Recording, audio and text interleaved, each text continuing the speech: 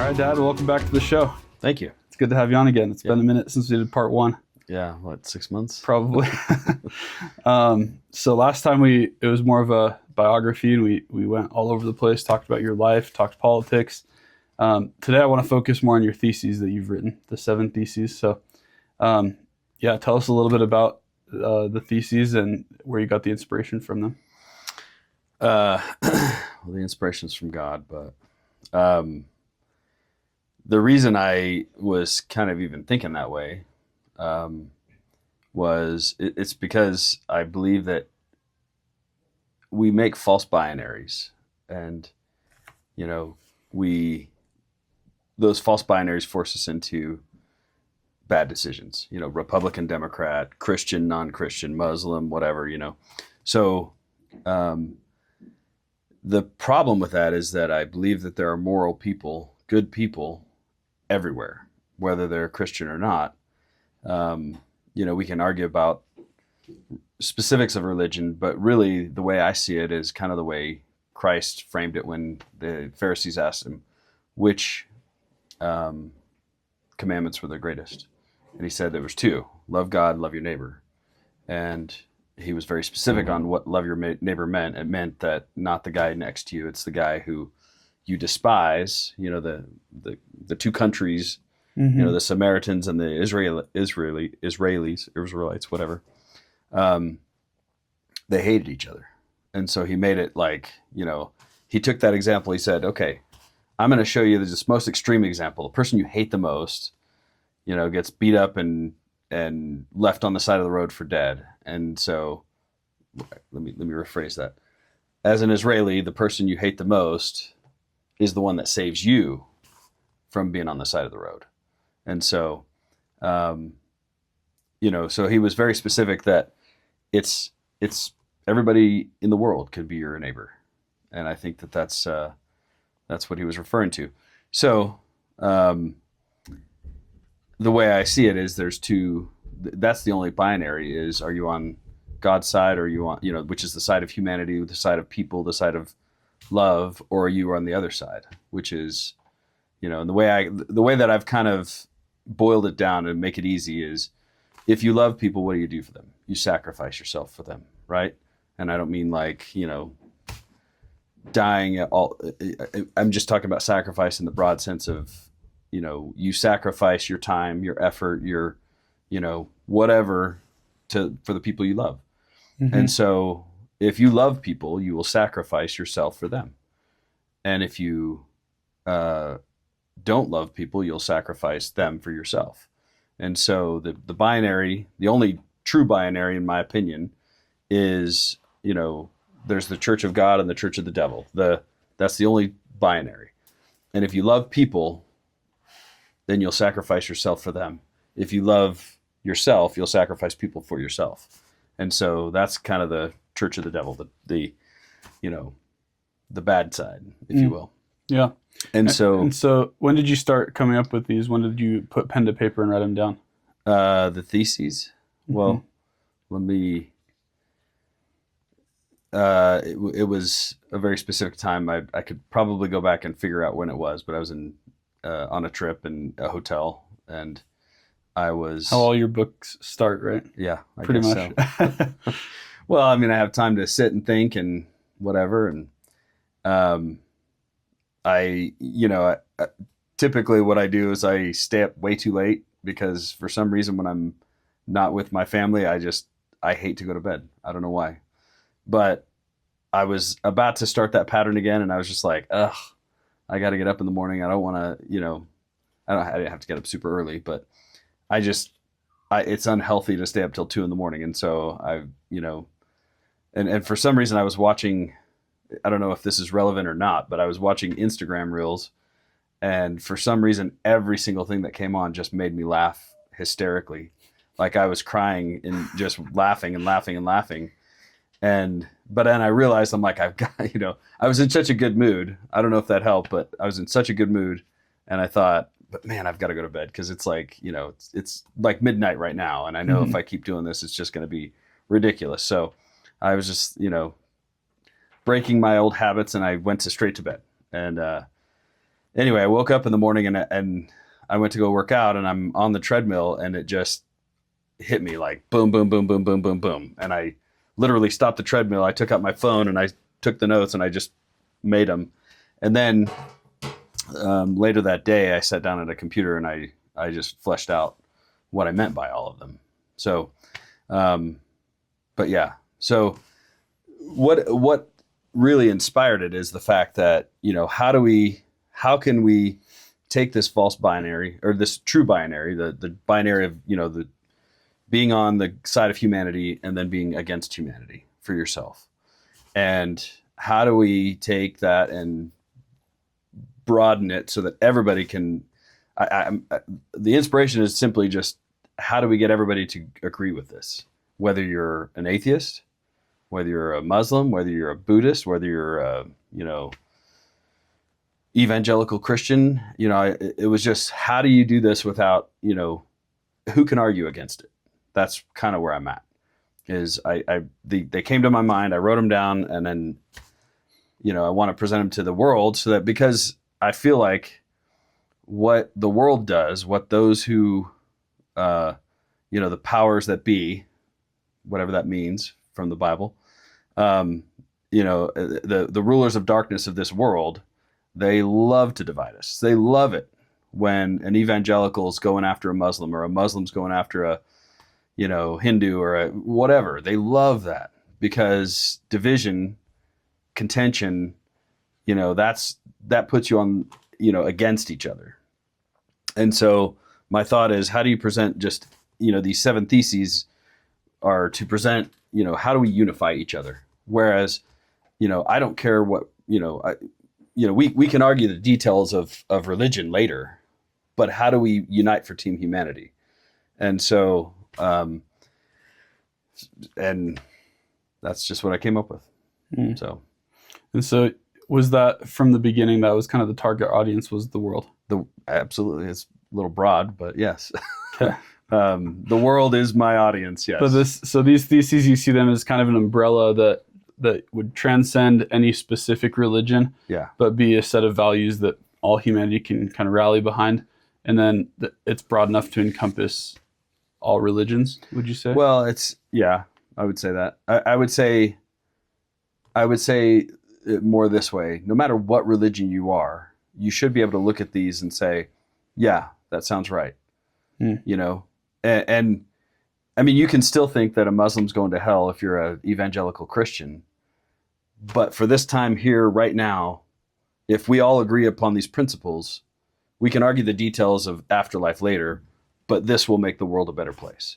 We will unite against the forces of darkness, if that's probably a good way to put it. And so if these are already principles that you think, if you shared them with a Muslim, a Hindu, a Christian, that they would all agree with, do you feel like you're putting forth something new, or just observing the common denominator of truth that already exists between these religions? There's probably a little of both. Like, there's probably some ideas that it's not new. I mean, none of it is new. I didn't come up with any of it by myself. I feel like my learning and training and podcasting that I consume, I haven't made any podcasts yet, but you're making one right now. I know. This is the first time. But all of it has kind of combined to make, to kind of distill in my mind that this is what should unite us. So awesome. Well, without further ado, do you want to read them to us? I can. Okay. Yeah, let me do that. Yeah, let's start off. Let's just have you read straight through all of them, and then, and then we'll flesh them out. Then we can maybe go through one by one. All right. So the first is chaos, then order, and sounding a little Jordan Peterson-y here, but it's kind of different than what he's talking about, and we'll get to that. But the third is truth, and then fourth is lying, and the fifth is agency and choice, and then sixth is spheres of order or chaos, and then lastly is charity, or agape as it was described in Greek language or whatever. So that's let's go through 1 and 2 together, since those seem like a pair. Yeah. And then maybe 3 and 4 because those kind of go together as well. Well, the chaos that I'm referring to is not chaos is kind of necessary in a lot of ways. You know, when you're training your son to ride a bike, there's chaos. And that's good because, you know, learning to control those things and kind of, you know, minimize risk and those kind of things that's a helpful thing to a little boy, you know? Mm-hmm. And so those are necessary steps. But that's not what I'm talking about. Yeah, how do you define chaos? Because you're not just talking about entropy like thermodynamics, right? No, You're talking about more in the sphere of human human-to-human interaction. Human-to-human interaction on a, you know, kind of as the way I see it is if you were to go into a town and that town was idyllic, perfect. Utopia. A utopia, if you will. If that town was perfect, it would be controlled by laws, and those laws would be strictly enforced. They would be observed. Norms and things like that would be, you know. But if you wanted to destroy that town, what you would do is you would start to introduce chaos purposefully. And that's really the key, is the purposeful chaos when it comes to human interaction. I want chaos. That's what I'm talking about with, you know, when the forces that be, the forces of darkness want us to be at each other's throat, because that's chaos. And what they can do is move behind the scenes. The malevolent use chaos as a tool. And that's why war is probably the most effective tool as far as chaos goes, because it is absolute chaos in war. And so we have, you know, rules of war and things like that, but the entire prospect of war is chaos. And it softens up borders. It softens up, it destabilizes humans. It causes depravity. It causes hunger. It causes whatever. And in that, you know, melee, that chaos, the malevolent can move behind the scenes and cause things to happen that they want to happen. So it's like, you know, the Fabian socialists have a famous stained glass painting, and it's this guy who's heating up the world in like a glass blowing kind of way. You know, he's got like this pole and he's heating up the world, and it says, you know, molding the world, something, I'm not going to quote it exactly, but molding the world closer to our heart's desire or something like that. And that's the kind of thing that I'm talking about, you know, where you kind of heat up the world so that you can shape it how you want it to be. Not necessarily how it should be or how it, you know, I mean, I kind of look at it like physical principles, you know, gravity's going to come down. You can't do anything about it. Well, I can suspend it for a while, but eventually it's all going to come down. And so in their mind, they can heat it up and mold it to their world's desire, but eventually it'll all work out to where good things will happen, I think. But, so the chaos is the controllable kind, the kind that we don't need, the kind that we don't want, but they want to introduce it. And so that's the first principle, is there is this group that wants chaos, and the chaos is so that they can move behind the scenes and control us. Okay. So what that is the first thesis is that there are agents of chaos that try to use chaos to mold the world the way that they want it to be. And it's bad. Okay. Yeah. All right. What's the second? Order. So the idea behind order is that chaos can be controlled. That chaos we can make a bubble, a barrier, a wall, and that chaos can be kept out. And the inside can be order. And how big that, and I'll get to the, you know, spheres of chaos or order, but that depends on how many people or who or, you know, whatever. But there can be order. So starting with the individual, the very individual can have order despite chaos being all around them. And so so that order is in direct opposition. So that, you know, like there's a guy that kind of the father of modern Singapore, Lee Kuan Yew, and he took a backwater, you know, poor, you know, struggling country that was, you know, formerly occupied by the British, and then the British left, kind of left him vulnerable, but he used very ordered principles and created a very dynamic economy that has more millionaires per capita than anywhere else. At least it used to be. I don't know if that's still the case, but anyway, and he did it because it was just extreme order, like, and I don't. Some people called it tyrannical, but I think it was just he said this is going to be the laws, and this is him democratically as best he could. These are going to be the laws, and we're going to follow them strictly to the point where he put family members in jail, my understanding, but. If they broke those laws, so it was trying to root out corruption. It was trying to, the best way to have chaos is to have laws that nobody obeys, or that, the best way is to have a law and those that obey it get punished and those that don't get rewarded. That's recipe for the chaos that I'm talking about. And so the opposite is to have, rules that are strictly enforced and ideas and norms that are strictly that humans kind of obey. And so so when you talk about these two concepts of order and chaos, it could be interpreted that order is good and chaos is bad. Would you say that's always the case? No, absolutely not. Because I think there's a yin and yang to this, right? Right. So I'm a pilot, so okay.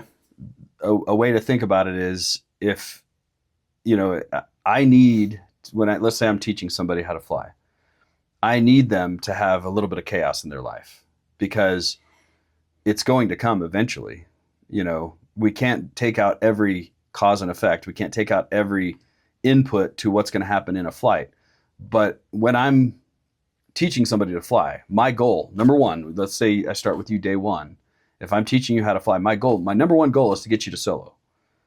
Because what it means is, we've kind of managed all the chaos, managed the risk, and you learn so much from having that chaos without your umbrella, your protection. Your instructor is your protection.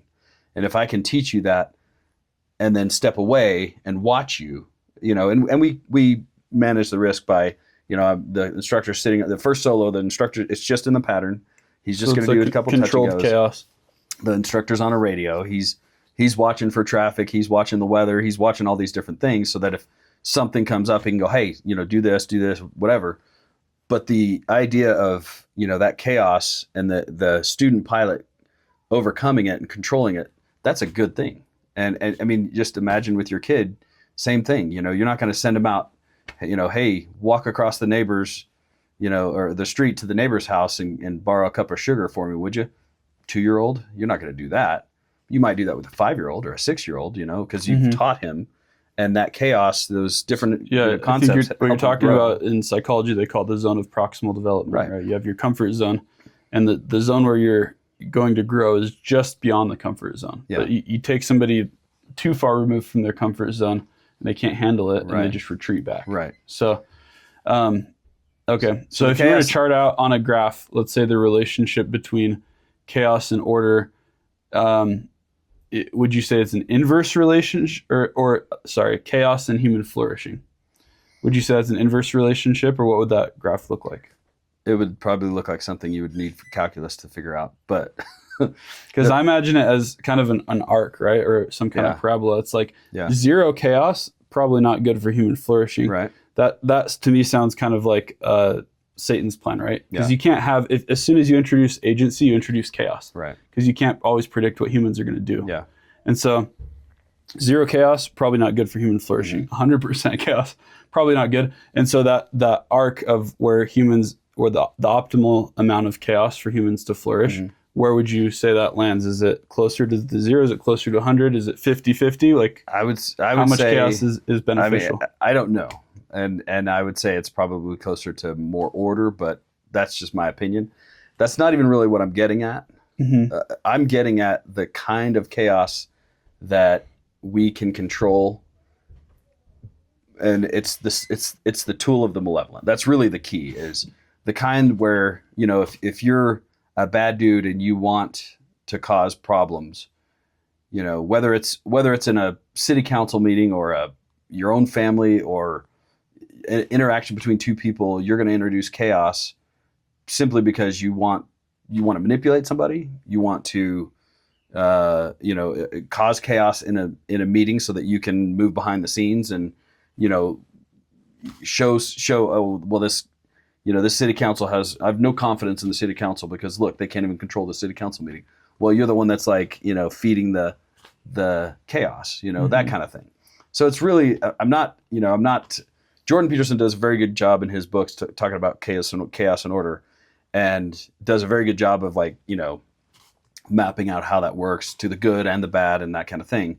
I'm only talking about as a tool of the malevolent, that they will introduce chaos on purpose to cause trouble. And so, as much as we can get rid of that kind of chaos, that's what I'm talking about. And that's the order as well. The order is trying to stamp out that kind of chaos to the best of our ability. And it's difficult because you don't want tyrants, and tyrants could do it, but tyrants have too much control. And even if it's a benevolent dictator, what happens after that guy?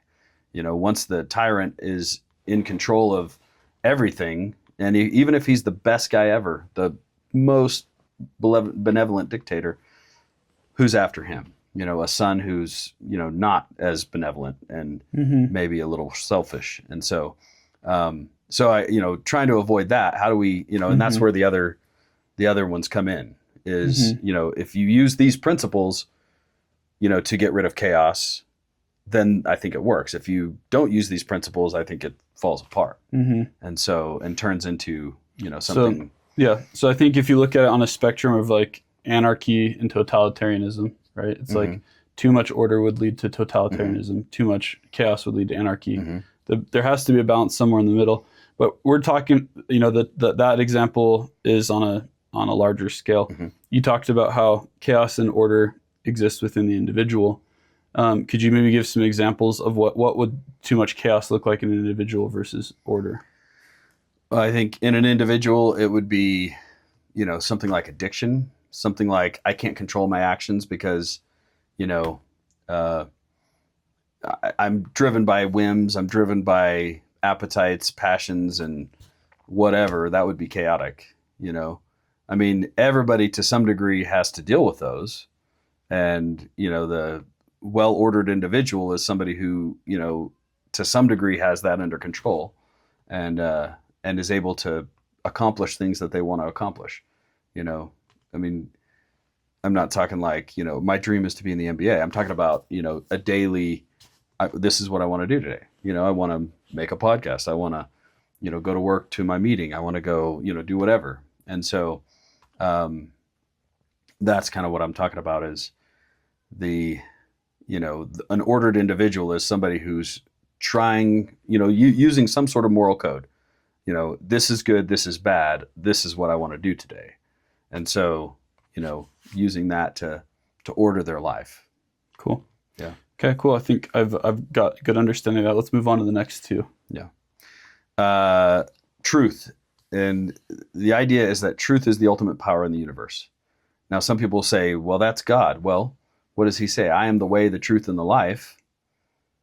So he is the truth. So yes, it is God. That is my idea, is that God is the ultimate source of truth. And the closer you can get to what is true, the closer you can, in the Bible, the Savior talks about, kicking against the pricks. And what does that mean? It's, the goads, when a donkey was behind a cart, they had, just so he wouldn't back up, or, if he stopped, it would poke him in the butt and keep him going. And it was just little sticks that would, poke him in the butt. Well, the donkeys get mad at that and they start kicking against it. Well, all that does is hurt them. It doesn't help them at all. And so the reality is those sticks are right there. Keep moving. And so the reality of life is that, I don't build a bridge by disregarding physical principles. I build a bridge by aligning myself as closely as possible to physical principles and setting limits and setting, safety factors and things like that. And so it's impossible to build a bridge but without some sort of truth. And if that truth is, the further you away from that truth, like let's say you build a bridge for semis to go across, but you don't, have weight limits and safety factors and things like that, well, eventually that's going to fall and cause a lot of damage and chaos. So, so the closer I can get to truth, I'm not going to say happier you can be, but the closer to reality, I think that it causes, let's say the opposite would cause unhappiness. So, there's a lot of factors that go into happiness, and some people say, well, it's unachievable and whatever. But the way I see it is, if you can get close to truth, and that's all truth. I mean, that, if I'm a boy and I want to be a girl, well, that's not truth. It never will be. And so a society that embraces that is embracing non-truth. Mm-hmm. A society that embraces that, a person that embraces that is embracing. That's why the suicide rate with transgender is so high, because they are embracing a non-truth, and they think it'll make them happy because they really want that. But I mean, like me in the NBA, I would love to go play in the NBA, but I would be completely unhappy because, my team would be losing and I would be a liability, and, it's just not going to happen. I'm 5'5" 3/4. So, me and Muggsy Bogues. But anyway, so the closer you can stick to truth, the better off you will be. And describe that as happiness if you want, but I think that's an eternal principle, that if truth is the ultimate power in the universe. Mm-hmm. And I think that's, if there is something that is true and we're trying to find the truth, as an ultimate ideal, then the better off we will be as a society, as a human, as a family, as whatever, however much you want to chop it down. Mm-hmm. If you're trying to find truth, just truth, then the happier you will be, I think. Yeah. So bringing this back to the audience is the world. You see these being kind of maybe a prescriptive formula that, hey, we all follow this and it'll bring about more human flourishing. How do you define truth then in that sense? Because I think some truths are very obvious, mm-hmm. but then there's a lot of gray area. And so absolutely, I think it's dangerous if you put one person in charge of, being the arbiter of truth. Sure. We don't want a ministry of truth. Right. So how do we determine what the truth is? Well, I think that it's not so much determining what the truth is. It's having the truth as your ultimate goal for everything you do. Everything. Personal interaction. If you have a friend and, you're really just trying to get that friend to like you, and that friend doesn't seem to ever want to like you, and I'm talking about think of high school. Well, this is the popular kid and I want to be his friend, and he uses you or manipulates you or whatever. Well, the truth would be that he's not a good friend and not somebody that I want as my, not somebody I want as my friend. And so the sooner you can figure that out, the happier you will be. Trying to be somebody you're not is not going to make you happy. Mm-hmm. And so, go back to your original question. What was it again? I think there's some truths that are easier to define, others that are more difficult. What do we do in the gray area? The ultimate, it is our ultimate goal. So let's say, we adopt this as our life goal is to follow truth. And then something presents itself and it makes you question things, or let's do it this way. Business. Okay. Ultimate truth is your goal. And so you reach a point at which you could embrace the truth and it would cost you, or you could deny the truth and it would benefit you. Well, what are you going to do? And I think that our world is so rife with people who will rationalize in their minds or complete outright lie or whatever because it benefits them. And so truth is your ultimate goal, then it doesn't matter. Whatever it is, whatever interaction, you're not going to lie about it. Now, we can get into, edge examples of, well, the Nazis are here and you've got a Jew in your, attic. And he says, do you have a Jew in your attic? what are you going to do? I'm not talking about that. That's extreme examples where, some death is on the line and bad people and whatever. But that's not what I'm talking about. I'm talking about, to the best of our ability, 100% embrace the truth. And no matter where that leads us, it's better to have the truth and to embrace it than to deny it. That's really what I'm talking about. Okay. And so. And then the counterpart to truth is lying. Yes. Lying is, knowing something is true and misrepresenting it or denying it or omitting it because it doesn't help your cause. That would be a form of lying of omission. And so embracing that, I think, is the opposite of the ultimate power in the universe. So think of it like, you have power when you tell the truth because the truth is powerful. If that's the ultimate power in the universe, well, what happens when you lie? I think, and this kind of just came to me a couple days ago, and I had to write it down. I shouldn't say that. I was driving, but I was at a stoplight, so Okay. I hurried up and got my phone out and wrote it down on the notes app. Lying, it degrades your power. So if truth is power and you lie, you degrade your own power. But why do people do it? Because it gives them power. Well, what it does is it steals power from those you're lying to temporarily. And so you're stealing from somebody else to, feather your own nest, but eventually it will not last. Just like gravity, it will come down. And when it does, you will have zero power because, and again, I don't know what the Overton window is on this, like how, because some people will live their whole lives lying and die.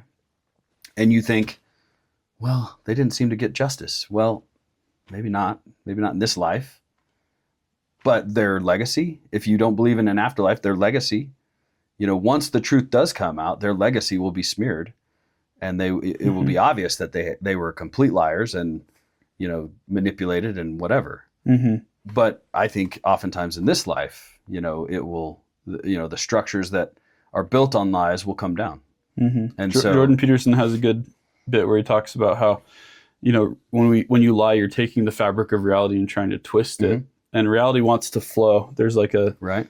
But the way he explains it, it almost sounds like a little bit of predeterminism. Like, hey, things are meant to flow in this order.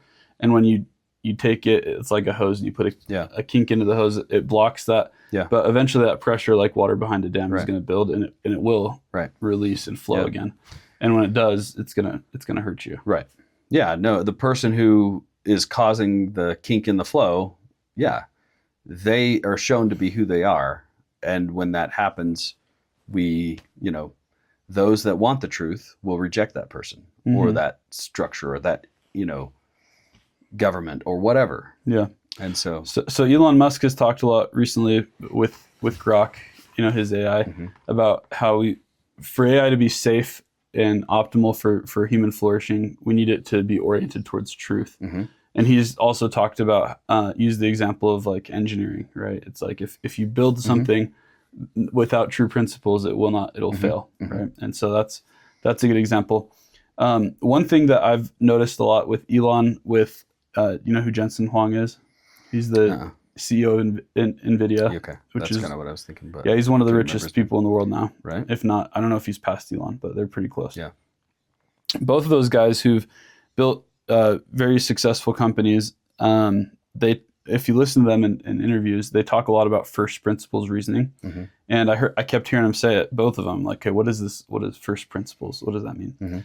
And so reasoning from first principles is trying to look at a situation and break it down to only look at, okay, what's actually true in this situation. Because our default as humans with reasoning when we're trying to problem solve is analogous reasoning, which is last time I faced a problem similar to this, how did I solve that problem? And then by analogy, right, okay, well, let me try a similar approach to this problem. And so when you apply that to things like engineering, right, we keep building off of prior assumptions. Right. Well, this worked in the past, let's do that. This worked in the past.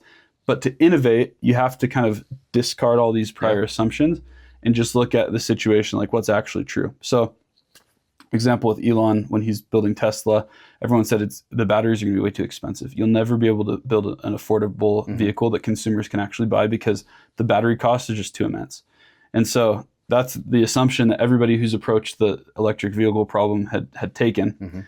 And he said, well, what's actually, what are the ingredients that go into making a battery? And he looked at the actual material costs, and he's like, it's not that much. So what's actually causing batteries to be so expensive? Well, it's supply chain and it's manufacturing. And so if we could, now we're like getting to the core of the issue, right? So let's bring manufacturing in-house. Let's figure out how to fix the supply chain issues, and voila, right? He creates a battery that's affordable. I think that's a good example of basing yourself in what's actually true. Right.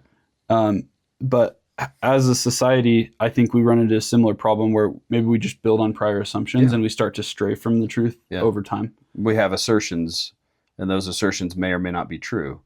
But because, our education system kind of throws them at us, in engineering, they say, well, you can never do this because, X, Y, and Z. And if you want to get past that, then you look at their assertions. And if you've never said, well, why is it this way? Then you may not find the truth. You may again, building on, faulty foundations. Yeah, I agree with that. And I mean, it's, that's an engineering principle. That's a, business principle, Elon Musk and NVIDIA guy. But we can do the same for our lives in religion, politics, philosophy, whatever, because there's assertions all the time, and we have to kind of look at those and challenge them, and get to first principles. Yeah, I agree with that.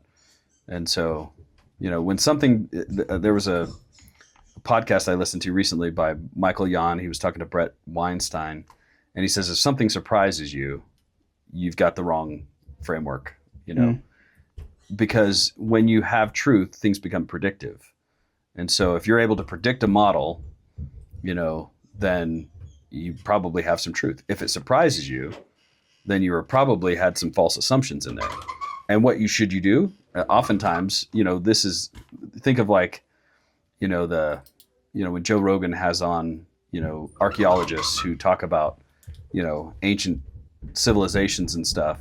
And, he talks a lot about how the academics really rail against it. It's because they've built a foundation and it's on assumptions, and those assumptions don't agree with this. And so what they try to do, instead of, maybe challenging their own assumptions and trying to find truth, they try to destroy somebody else. Right. The Dibble guy or whatever that talked to Graham Allen. Is it Graham Allen? No. Graham Hancock. Graham Hancock, that's it. He was going after the man, calling him a, white supremacist and all. That has nothing to do with what you're talking about. Ad hominem. Exactly. Yeah. Whereas, I think as a field, they've really decided that they're not open to first principles reasoning. Well, and so what happens because of that? Now everybody, because that one is an interesting one. The Trent Dibble, when he debated Graham Hancock, and it looked like he was really just handing it to Graham Hancock. He's just so smart and just throwing all these things, and but then you look closer and he was lying about a lot of stuff. And so what that does is it debases your side. And so now I don't, if I ever see that guy, I'm like, I'm not gonna listen to that guy. He's a liar. Yeah. And so that's why he's stealing. In the moment, he stole, from the people he's lying to. He stole their credibility and their attention and whatever. But in the end, it hurts their cause. It hurts his cause and makes it so that, nobody's going to listen to him. And so nobody, anyway, there's a lot of examples of this. We could go on forever, but we probably need to move on to the other ones. But suffice it to say, lying steals from other people and debases you. And then when people stop letting you steal from them because they won't let you lie to them anymore, you have no power. Zero. Yep. You're done. So I've looked into the psychology behind this. So we build, we kind of construct reality. We build mental models of the world.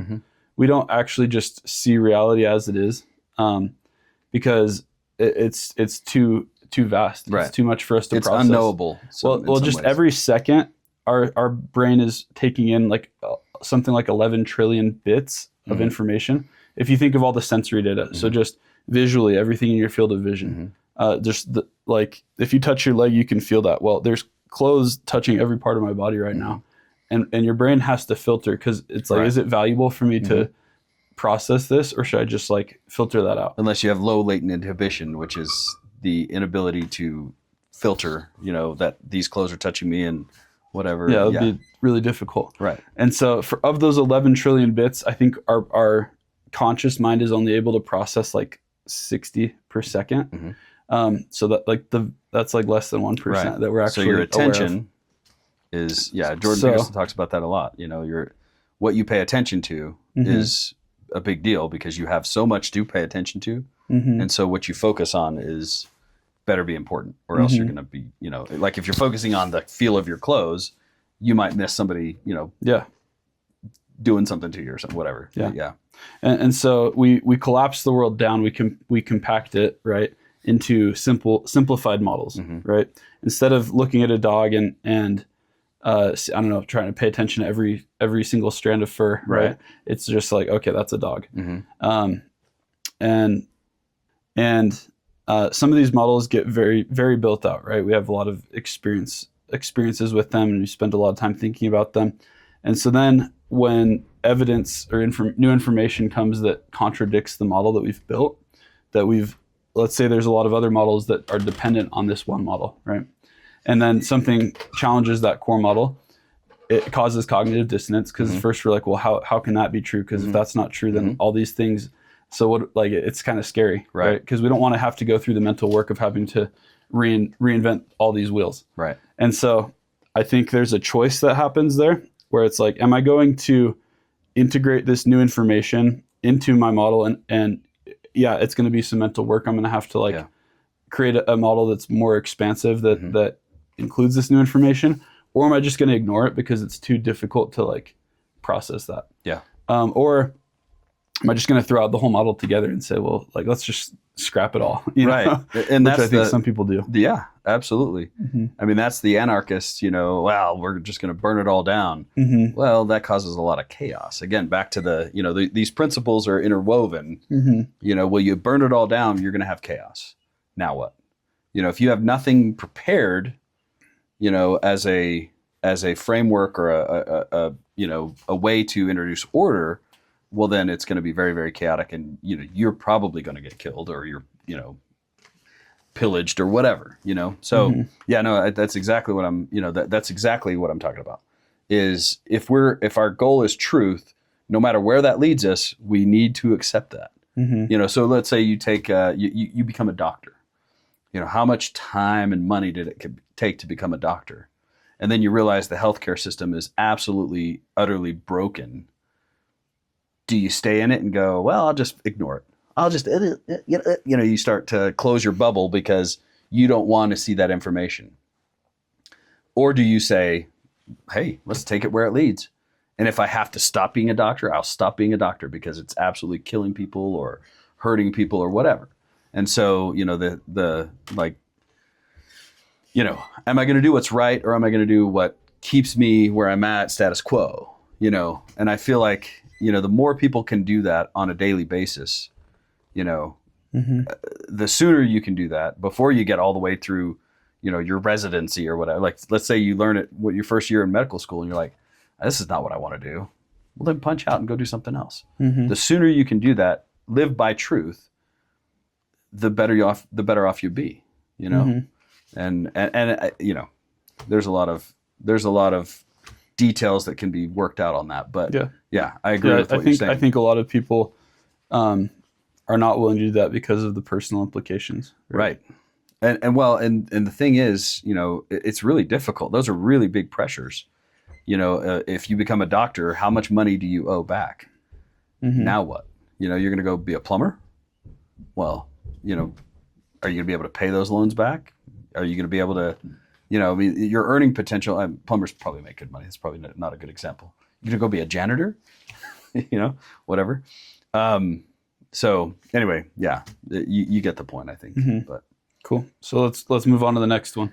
we're on number 5. It's agency, choice. And my thought behind this is that agency, or the ability to choose, the ability to make a decision, is what makes you human. Like, it is so fundamental to the point where a kid, a child, when they're born, can hardly make a decision. But, as soon as we can, we start feeding in the ability to make a decision. A good parent does that. A bad parent would keep them helpless and whatever so that they can, who knows. Bad parents can do lots of things. But as soon as you have that ability, you're going to start feeding in choice. From 2 years old, do you want this or do you want this? Do you want this or do you want this? And, you want them to start making decisions. And so I think it's fundamental. And so anybody or anything that decreases your choice and ability to make decisions is not good. Now, again, we're not, we could focus on, well, what about abortion? What about, kids, like I'm talking about, you limit their choices. And so it's not a hard line. It's not a black and white. But with a kid, let's take that example. If you don't give them the ability to make choices, if you control and control and control and control, when they go out on their own, they're useless. And that doesn't increase choice in the aggregate. And that's what I'm talking about, is the individual choice that in the aggregate makes everybody's choices better. And so what happens to a society that doesn't teach their children that? Let's just take expand it out. A society that doesn't teach their children how to make choices is a society that needs to be controlled by a tyrant, because it will be chaos if you don't. And so, we're not getting deep into the psychology of it all, but, the bottom line is you want the ability to choose for yourself, and you need the ability to choose for yourself. And I think that that's what makes you human.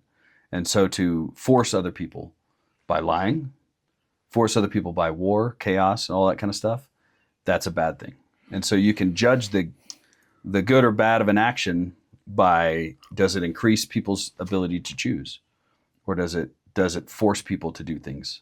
Mm-hmm. And so how do you square agency being, like you said, the most sacred human right that there is, with when we talked about order and chaos, right? Like you talked about strictly ordered societies being kind of optimal for human flourishing, because on the surface that looks like, well, a strict order is there's some tension there with agency.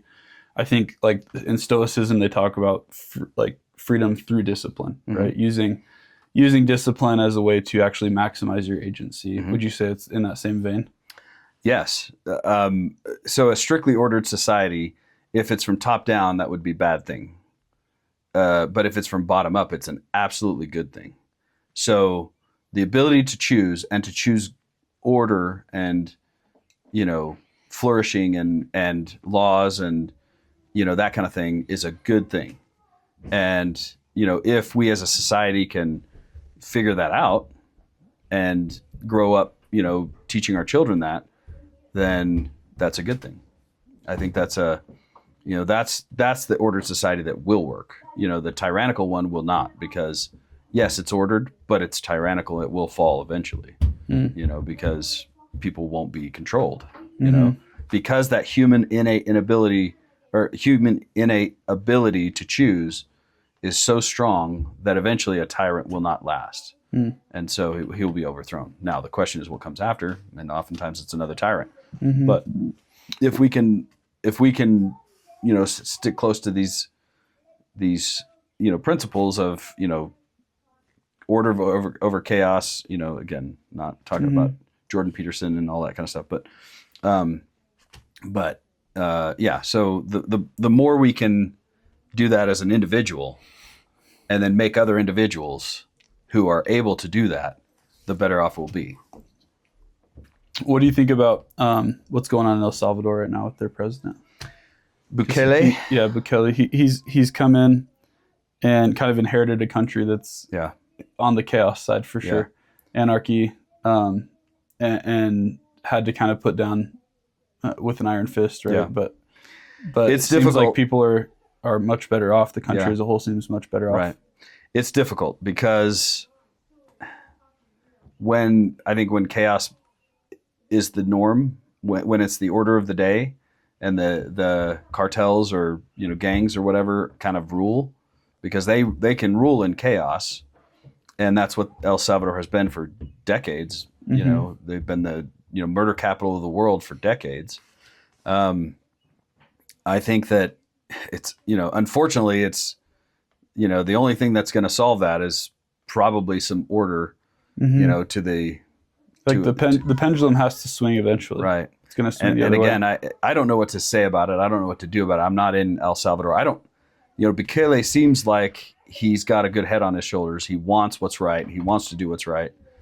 And he might, when there's a gray area, he might tend towards a little more, control, maybe even totalitarian control. And so it all depends upon how does he exercise that and what's in his heart. Unfortunately, I don't like to leave it, to what's in the heart of the leader, because that it doesn't work out very well, or sometimes could not work out very well.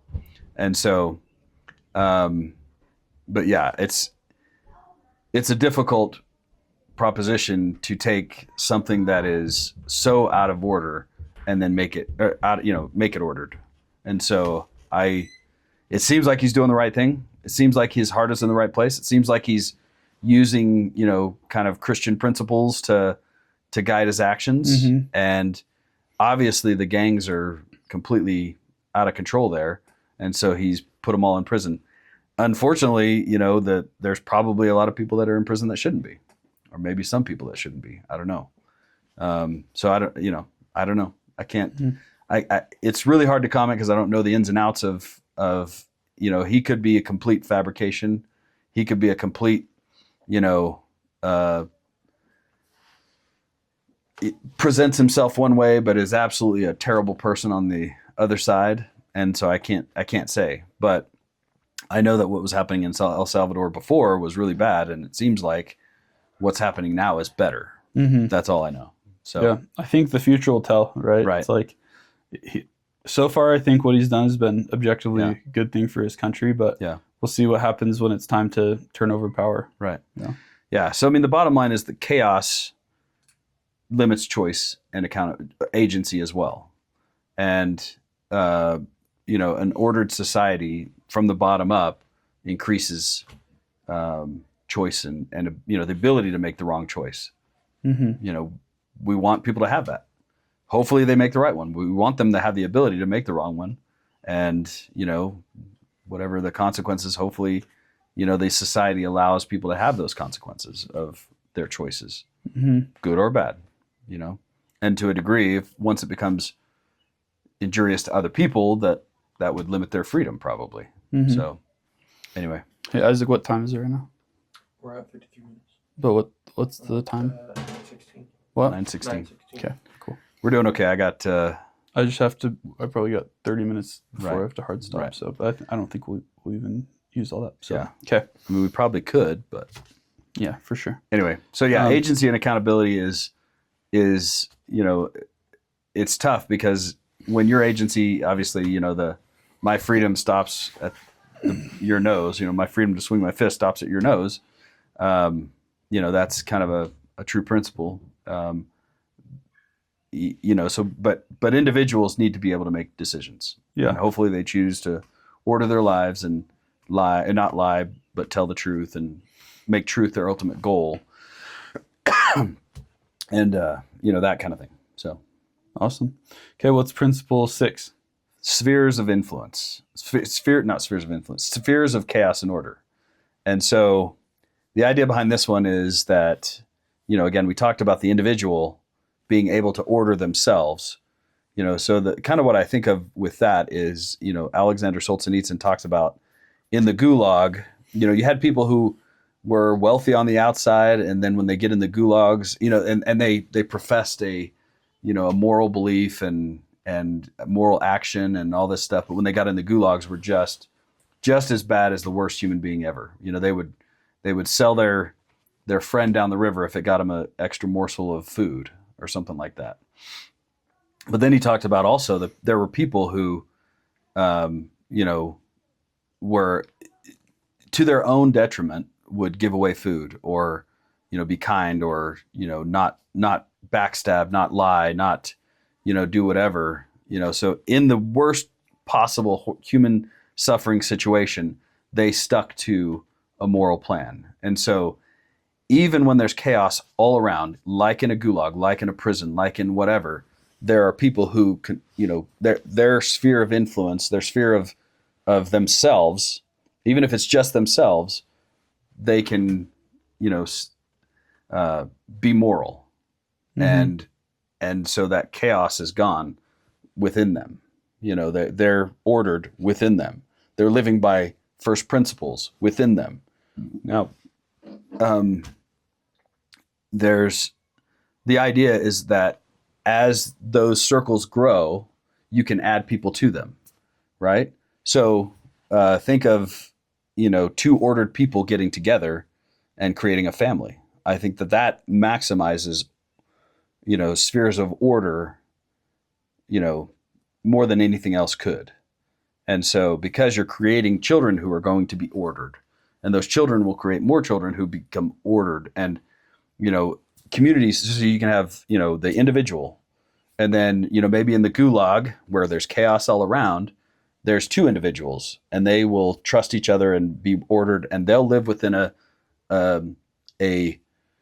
code or a moral code of some sorts within the gulag, and it's just the two of them, but they can help each other. And then as that grows, I think it benefits those that are in that sphere.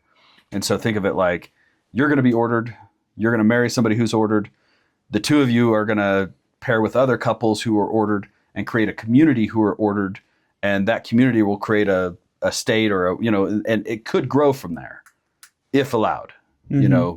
But it's you saying that no matter, even if it's just me, even if it's a kingdom of one, I'm still a king of my domain, and I will live by this order.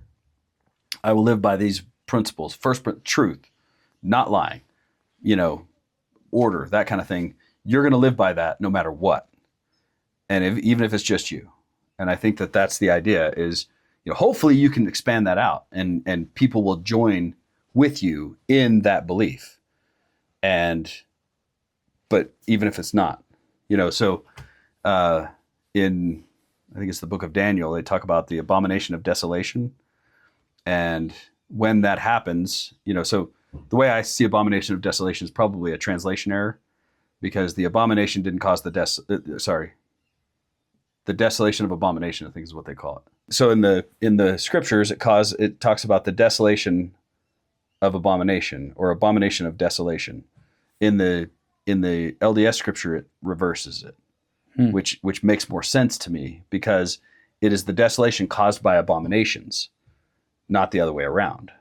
And so anyway, so let's get back to what we were talking about. So in the book of Daniel, they talk about the desolation of abomination. I think it's I don't know which one it is. It's right. Maybe let's just, yeah. If we don't, we can just go a different direction. In the scriptures, it talks about, desolation caused by abomination. So bad behavior causing desolation. Desolation meaning, desolation means no life. So it causes destruction. And then it says, stand ye therefore in holy places, or something like that. Stand in the holy place. And to me, the holy place is that sphere of, I'm going to be the king of my domain. I'm going to be ordered in myself. And even if I'm in the gulag, even if I'm being tortured, even if I'm in, the gates of hell have opened wide against me, I'm going to do what's right. I'm going to live by truth. I'm going to do, I'm going to live these principles. And so, the standing in a holy place, you can invite others. If you're in the holy place, you can invite somebody else to the holy place. And that holy place is doing what's right, and no matter what. And so that's kind of the way I see the spheres your overlapping. Sphere of influence, whether that be an influence for order and an influence for chaos. Right. And hopefully, unfortunately, I think we have farmed out our order to, and we can't, it's hard for humans to think of order outside of a governmental structure. And that's why, we get so crazy about politics, because that's where we see order coming from. And now I'm not advocating not voting. I'm not advocating, completely disregarding the laws and the whatever of the country, but they're corrupt and they're corruptible. But I'm hoping that, my hope is that ordered people can get together, even in the superstructure of a government or a prison or a whatever. Ordered people can get together and take care of each other. And when the government falls, which it will, it says that, in the Bible that, everything by the hand of, the arm of flesh will fall. And when it does, if we don't have this, it'll be chaos.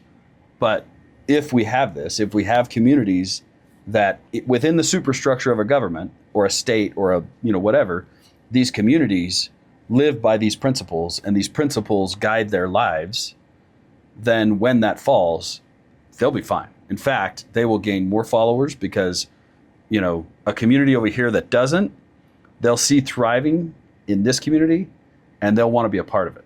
Now, it's up to those in the community to make sure that nobody gets in unless they are, these 7 theses are their driving principles, whether we call it the 7 theses or not. These 7 theses are their driving principle. But we want to shun chaos. We want to create order. We want to tell the truth. We want to get rid of lying. We want to increase and maximize people's agency. And, you're now overlapping these. That's the filter. That's the filter. That's the when I say sphere, I think of a barrier. You're not going to allow something to get in if it's not right. And that's how you can stand in a holy place.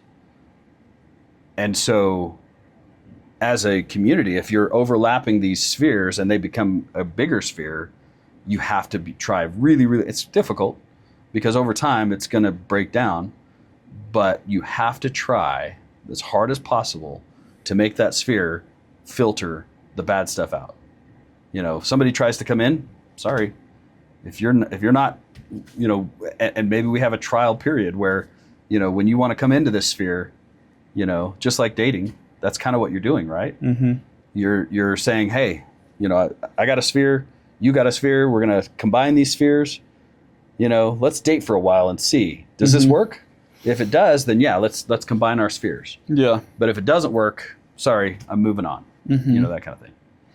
So, yeah, I think it would be difficult as it's scaled and as you have people born within a community based on these principles too, right? Like how do you make sure that that people are upholding those values? Well, let's do a little thought experiment. Just how do you keep the community from drifting over time? Okay. Well, let's see how you get the community to drift over time. Well, I think drifting is the default. I don't think you have to try to get the community I don't think so. I think drifting is the default of. I think human nature causes us to drift. Right. And that's what we're predisposed to do. But we can. I think we can help that if we couple of first principles, right? Back to first principles. But the way that I want to illustrate it is, how would you do it if you wanted to destroy that community, that sphere that is keeping out the chaos? I said that the individual is can have a sphere, but the most powerful is when 2 individuals create a sphere, right? So if you wanted to break down that community, that entire sphere, you start tearing those individuals apart. If you can tear those individuals apart, yeah, it's going to break down. So destabilizing the family unit. Absolutely. Within one generation. If you can tear couples apart, if you can, tear parents from children, yeah, it'll happen. I mean, if the only thing that has kept, our country strong is family. And when you start tearing those apart, which we've been doing for decades, decades and decades, when you start tearing those apart, yeah, it's the downstream effect is chaos. Mm-hmm. And so I think that's the most chaotic, is when families are no longer strong. And so, so how do you keep the drift from happening? Strengthen the families.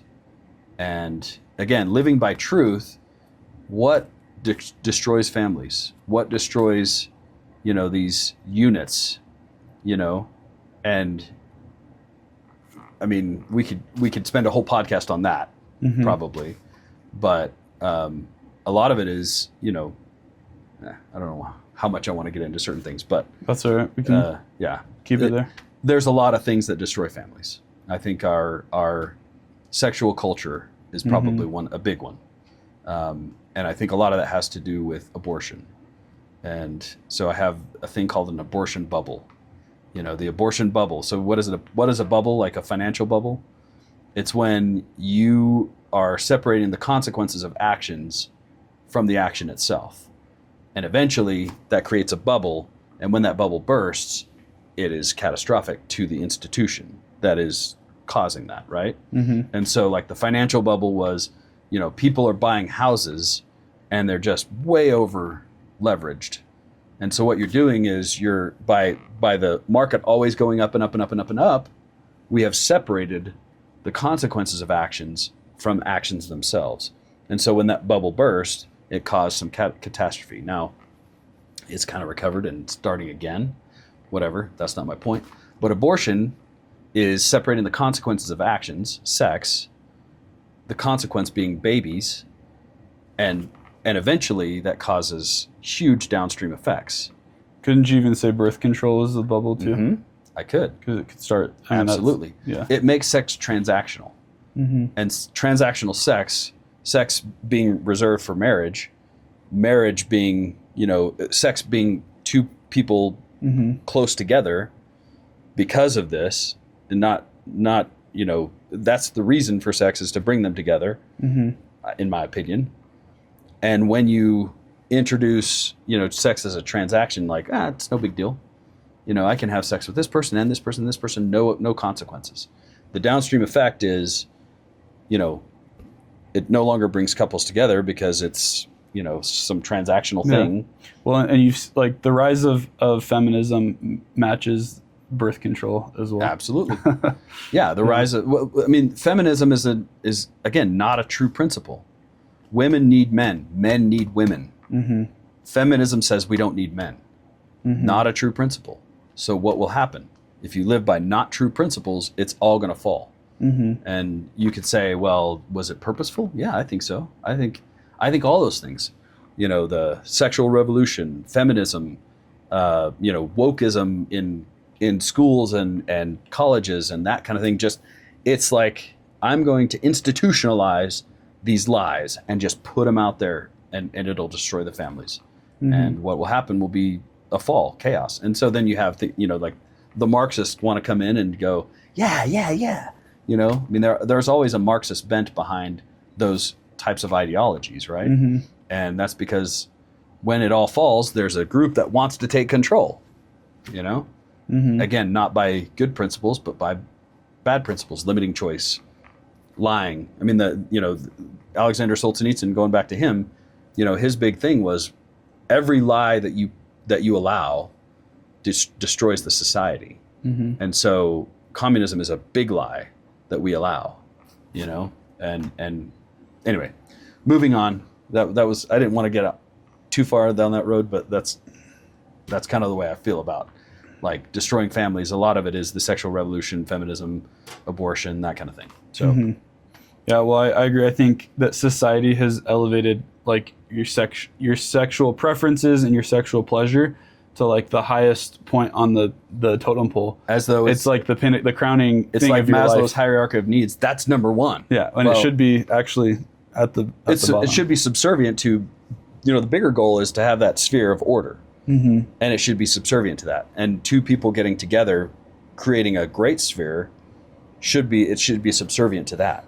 Mm-hmm. That's what it so think of it like fast food. I think there will come a time where we understand that, promiscuous lifestyle or, that kind of thing will degrade it makes it very, very difficult to have a good marriage later. And so if you think about it like fast food, having health later, when you're young, you can eat the heck out of fast food and it doesn't have that big of an influence. I mean, it does if you don't exercise and whatever, but when you're young, it's like, it's not that big a deal. But when you're old, it causes a lot of problems. Mm-hmm. And so eating it now, then later, you're going to pay for it. Mm-hmm. Promiscuous sex in your teens, you'll pay for it when you're trying to get connection with your wife. Mm-hmm. Trying to make two ordered spheres really, really close and have good connection is difficult because you've got all this past experience. Not saying it's impossible, because people can change, people can overcome it, repent, and it's just difficult, very difficult. So anyway, that was a bit of an aside, but that's the two ordered spheres, I think, is the key. And then from there expanding out. Okay. All right. What are we on? 6? That was 6. Okay. All right. 7. We're down to the last number 7. Charity. Yeah. Charity is basically, I looked it up one time and I can't remember the exact definition, but it means regard for others, and think of the golden rule. So let me back up and get a little religious here. I want this to appeal to everybody, but this is a good, I think this is good. When Jesus Christ was on the earth and he was in the Garden of Gethsemane, it said that he was sorrowful unto death. And that confused me a little bit because just a short time later, he allowed himself to die. He said, "It is finished. Into thy hands I commend my spirit." So he had power over death. And when he was done, he said, when it's finished, he went up to heaven. His spirit went up to heaven or wherever. So what did it mean in the garden when he's like, I'm sorrowful unto death? Does that mean he was so sorry, I'm about to die? I don't think so. I think it meant that he was perfect, and by so doing, qualified himself to live in heaven, but it was so heavy. This might get a little Mormon doctrine-y, but he was so heavy that he's like, I don't know if I want to do this. I can just go and leave these people behind. And that's what he was afraid of. That's what he was sorrowing over, is I want to die because I'm taking upon myself the sins of the world, and it's a lot. And so I might just leave these people behind. But I don't want to do that because I love them. I have charity for them, and I don't want to leave them behind. So that's why he needed help. That's why he's like, hey, I'm sorrowing unto death here. And so in the Garden of Gethsemane, he took upon him everybody's pain, sickness, death, all the things that we feel in this life, all the pain and sorrow we feel in this life, as well as the pain we caused. He felt that too. He felt that when I did this bad thing to this person, the pain that caused that person. And so, the idea of, him taking all that upon, the way I look at it is he downloaded their consciousness. So however that happened, because some people hadn't been born yet, a lot of people had born and died, and somehow he downloaded everybody's consciousness to him. And it was heavy because there's a lot of people, there's a lot of pain, there's a lot of suffering. And so he downloaded their consciousness and felt it all. And it was very difficult. And so,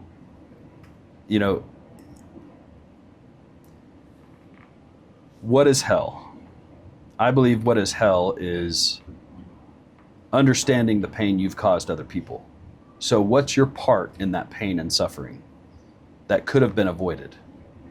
And that's kind of what I see that as. Causing that pain for another person, when you get to the end of life, it will all come back to you. You will have a perfect understanding of how they felt, and it will be painful to you. That's hell, in my opinion. That is the concept of what the suffering that we do in hell. It's not, I'm going to torture you for eternity because I want to torture you for eternity. It's not that. It's, I'm going to torture you with what you did to other people so that you can understand why that's so bad.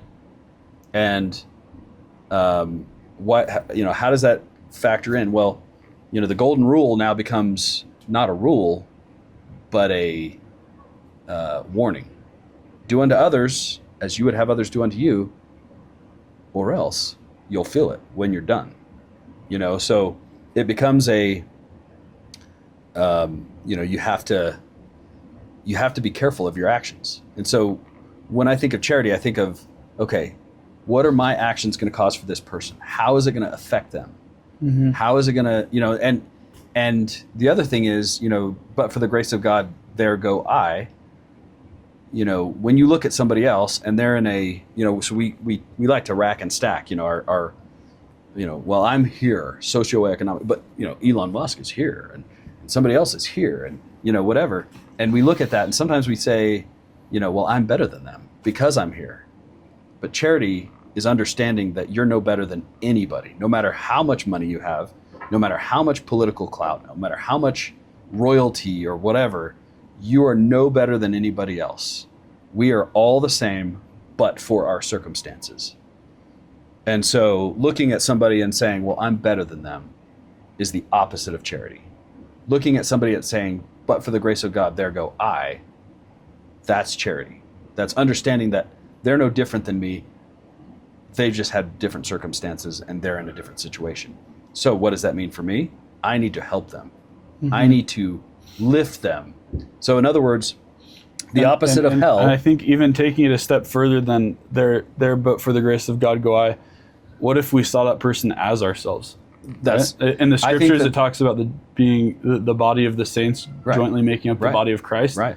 It's like if we see we're just all cells in right. one body, then there is no me and there is no you. Right. It's like, hey, it's just a we. Right. And hurting you is like it's hurting your own body. And it will hurt you eventually Mm-hmm. if that's hell. If my idea of hell is correct, the hurt you do to somebody else will come back to you. I mean, that's the whole karma, in other religions, call it karma, call it, whatever. The hurt you do to somebody else will come back to you.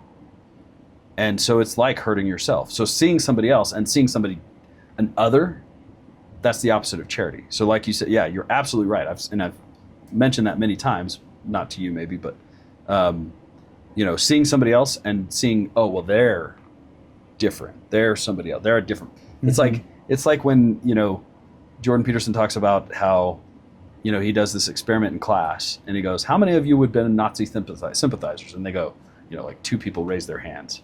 And he's like, well, statistically, you're wrong. And so we want to make the Nazis as somebody that nobody could even understand because they're just mm-hmm. inhuman and whatever. When the reality is you probably would have been one of them if you lived in, 1930s Germany. You would have been a Nazi sympathizer because that's just what happened. That's and so we want to think that we're a different breed than them. But like Alexander Solzhenitsyn said, the line between good and evil runs through the heart of every man. Mm-hmm. That is within ourselves to become whatever we want. Mm-hmm. And so when you see somebody else doing something wrong and thinking you're better than them is wrong. I should look at them and say, what can I do to help that person stop doing what's wrong? What can I do to stop this chain of bad events? And if we all do that every day, with everybody that we come in contact with, how can I help them?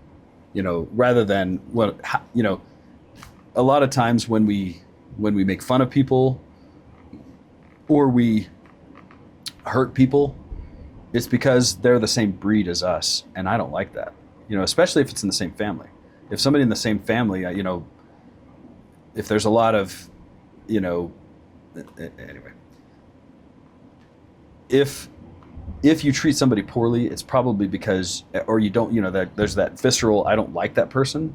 It's probably because you don't want to be the same breed as that person, Well, Jung talks about the shadow, right? And it's all the parts of you that you don't like, the mm-hmm. parts you're ashamed of, the parts that you're afraid of. And it comes out in hurting other people. Right. The shadow constantly manifests itself because when you see it, even though you're not consciously aware of it, but when you see those things in other people, there's that visceral reaction, like you said. You hate that, and when you hate that, you want to destroy it. You want to prove. It's almost like you want to prove that they're a different they're a completely different animal than you. Mhm. You know, like, And when you actually do the shadow work of addressing those parts, then that animosity it disappears. Yeah.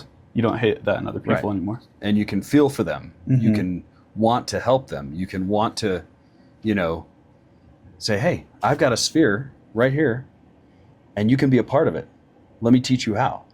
You know, that's the whole idea behind, you know, proselytizing your religion is, hey, I've got something that I think is good.